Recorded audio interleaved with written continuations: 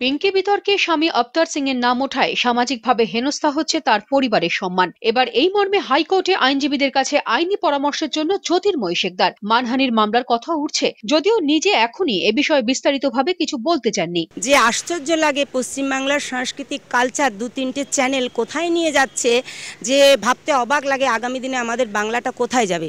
আমি বিশেষ করে দু তিনটে মিডিয়ার জন্য আজকে বলবো যে পিঙ্কির পরিবারের এইরকম হেনস্থা করা হয়েছে এবং আমার পরিবারকে এরকম হেনস্থা করা হচ্ছে। কারণটা আমি আইনি পরামর্শ নিতে এসেছি আজকে। কালকে পুলিশ প্রশাসন আমার হাজব্যান্ডকে অ্যারেস্ট করেনি, বাড়িতে কোনো নোটিশ পাঠায়নি, ডাকেনি, তার সত্ত্বে লাগাতার দুটো চ্যানেলে দেখিয়ে দিল আমার হাজব্যান্ডকে অ্যারেস্ট করা হয়েছে। যার জন্যই আমি এসেছি আজকে আইনি পরামর্শ নিতে, যে আপনারাও চ্যানেল আছেন, সব চ্যানেলের জন্য আমি বলছি না, কিন্তু এটা আমাদের রাজ্যের ক্ষেত্রে এবং আমাদের ক্ষেত্রে খুবই আগামী দিনে ভয়ঙ্কর।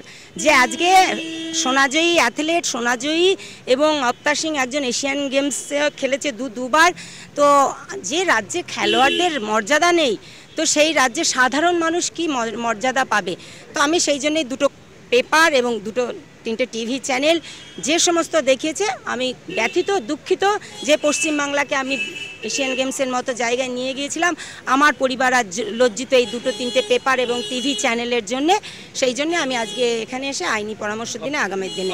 এদিকে আইনজীবী অরুণাভ ঘোষ জ্যোতির্ময়ী শিকদারের হয়ে নাকি আইনি মামলা লড়তে চাননি, তবে জ্যোতির্ময়ী শিকদারের অভিযোগ নিয়ে তাঁর খোঁচা রাজ্যের ক্রীড়া মন্ত্রীকে। আমি করব না এই কারণে যে আমি এই সাবজেক্ট ম্যাটারটা জানি না, কিন্তু আমি কাগজপত্র দেখে যে মনে হলো, আমার বন্ধু মদনকে বলি যে এভাবে যাতে উল্টোপাল্টা স্টেটমেন্ট না করে, হাতে ডকুমেন্টস না নিয়ে কোনো কিছু বলা উচিত না।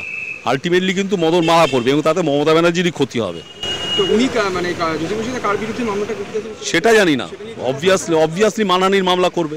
প্রথমে খবরের কাগজ এবং টেলিভিশনে গেছে মামলা করবে, হাইকোর্টে ডিফামেশন করবে, সিভিল ডিফামেশন 10-15 কোটি টাকা চাইবে এবং রেগুলার 10টা করে ডেট পড়বে খবরের কাগজে, আর এর পয়সা বেরোবে, আর কি হবে এই। কিন্তু এইভাবে মানে উচিত না, কোনো মানে হাতে ডকুমেন্ট ছাড়া বলা উচিত না।